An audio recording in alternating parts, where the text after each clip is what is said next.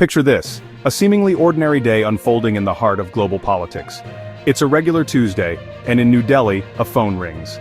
The sound echoes through the halls of power, cutting through the usual bureaucratic hum. Not a telemarketer, not your auntie, but Tehran. This isn't your everyday international call. It carries weight, history, and a whole lot of geopolitical implications. Iran's foreign minister is on the line, his voice carrying the weight of a nation's expectations and strategic ambitions. With India's Dr. S. Jaishankar, a seasoned diplomat known for his sharp intellect and calm demeanor under pressure. In international politics, a direct call like this is a big deal. It signifies a level of urgency and importance that transcends routine diplomatic channels. Think your ex texting after years of silence. It's unexpected, potentially disruptive, and definitely demands attention. The conversation, short but loaded. Every word carefully chosen, every pause pregnant with meaning. Trade, security, the cornerstones of any bilateral relationship, especially in a region rife with complexities, and the Chabahar port. This isn't just about infrastructure, it's about strategic access and regional influence. Not just any port, but a vital artery in a network of trade routes, connecting nations and reshaping geopolitical landscapes. This is the will they won't they project of Asian geopolitics. A project that has been years in the making, fraught with challenges and uncertainties. Official statements were vague, carefully crafted to reveal little while hinting at much. But the subtext was clear, a subtle dance of diplomacy, where unspoken intentions carry as much weight as explicit declarations. Iran wants action on Chabahar. They're tired of waiting, and they're making their impatience known. Are you in or are you out? A question that hangs in the air, demanding a definitive answer. That's the question Iran posed, a direct challenge to India's commitment and strategic vision.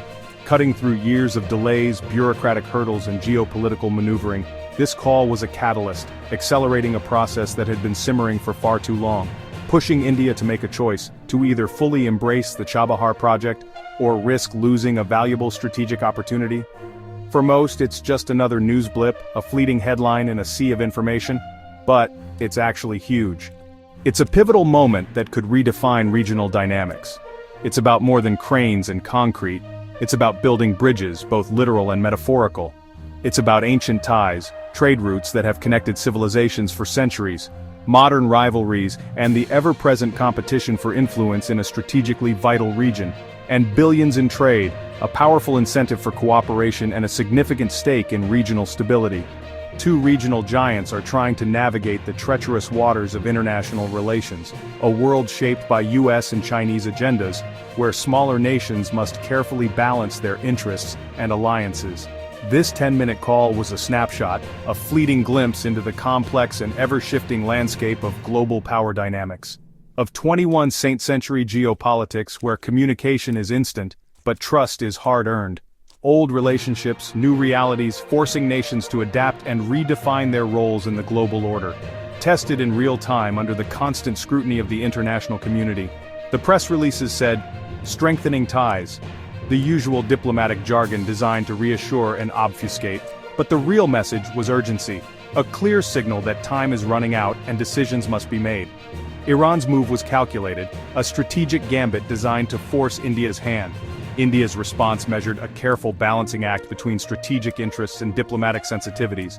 This wasn't just catching up, it was a high-stakes game of geopolitical chess. It was a strategic recalibration, a reassessment of priorities and a realignment of alliances. The world may not have noticed, too preoccupied with other crises and conflicts, but the consequences could echo far beyond the region, rippling through global trade routes and geopolitical alliances.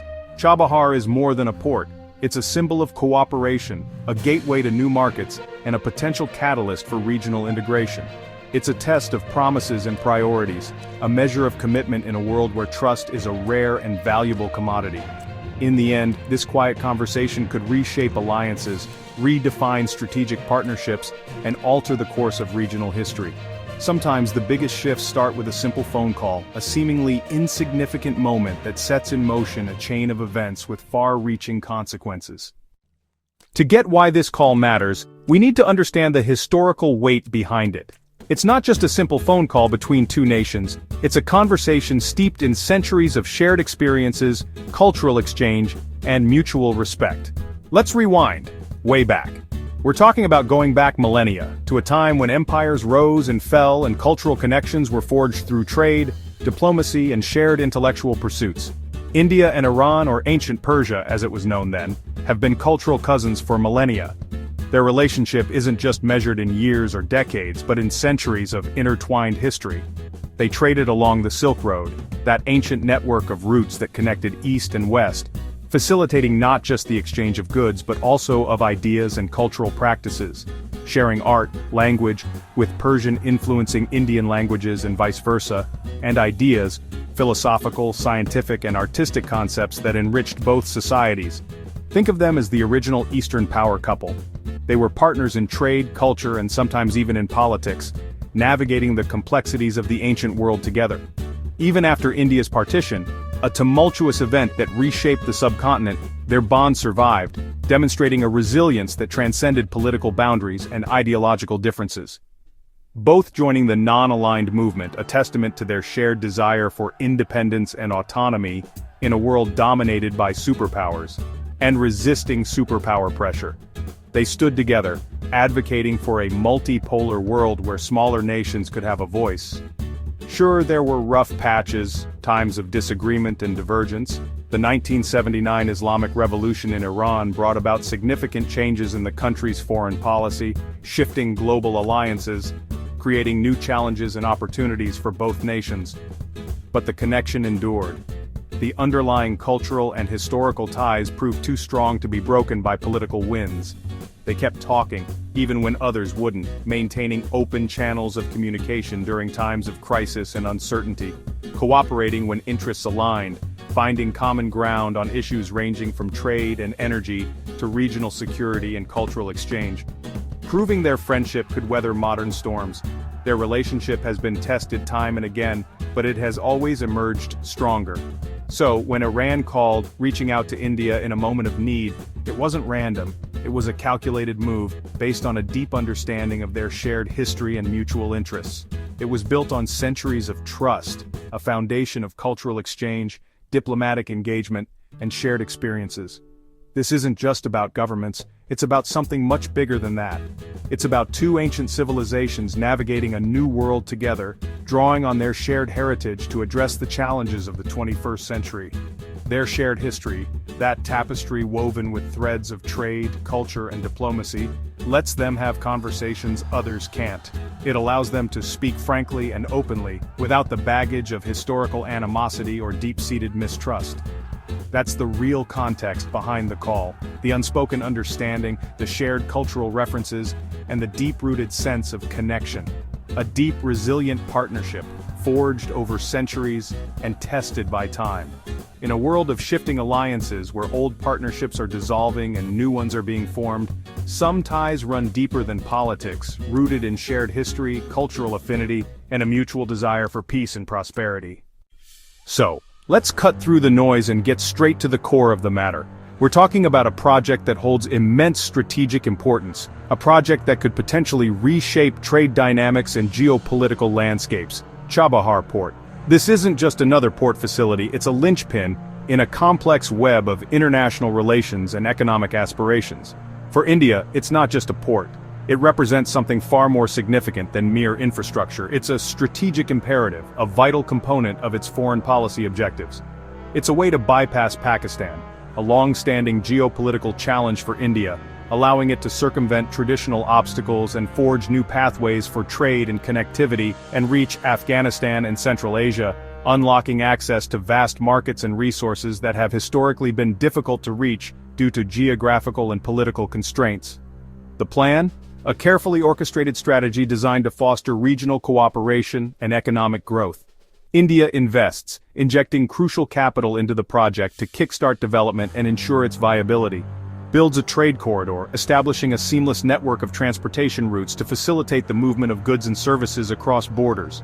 And opens new markets, creating opportunities for businesses to expand their reach and tap into previously inaccessible consumer bases. Iran gets investment, a much-needed boost to its economy, which has been struggling under the weight of international sanctions, and a way around US sanctions, a strategic maneuver to mitigate the impact of economic restrictions and maintain its position in the global marketplace. Afghanistan gets a lifeline, providing a crucial trade route and access to essential goods and services. fostering stability and growth in a region plagued by conflict. But progress stalled, the ambitious timeline disrupted by unforeseen challenges and external pressures. Thanks to US sanctions, which cast a long shadow over the project, creating uncertainty and deterring potential investors, scaring off banks and suppliers who were hesitant to engage in business dealings that could potentially expose them to penalties and legal repercussions.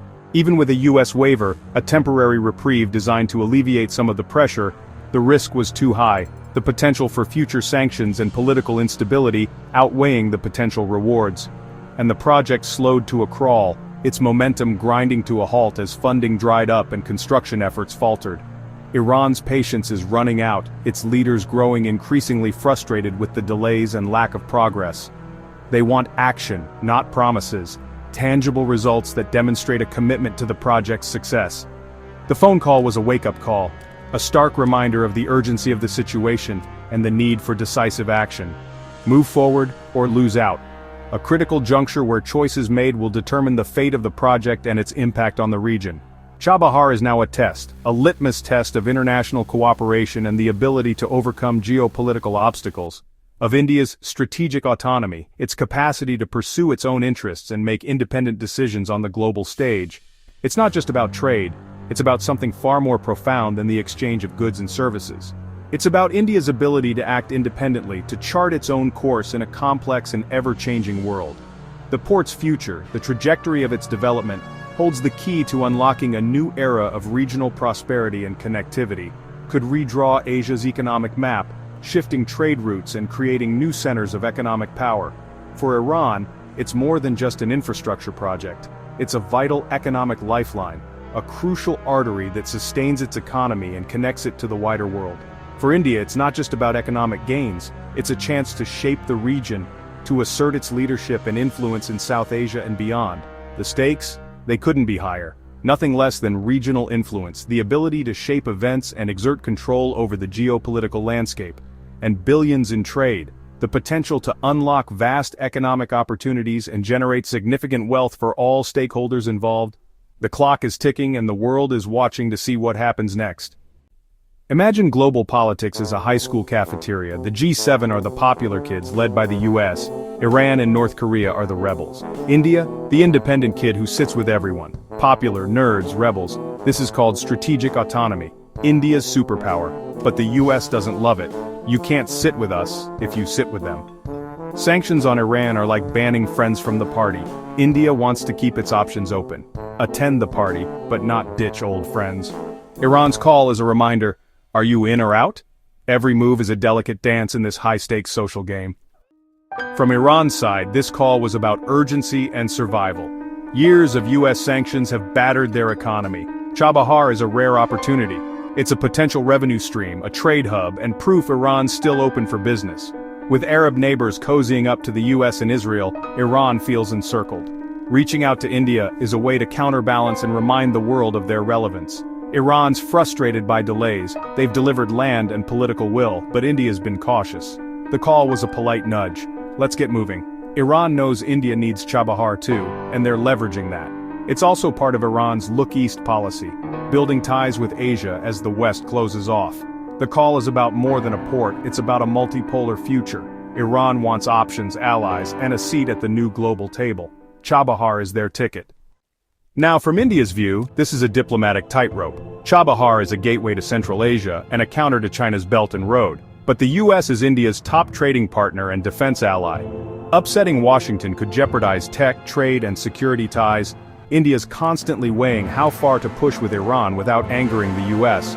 Public statements are deliberately vague.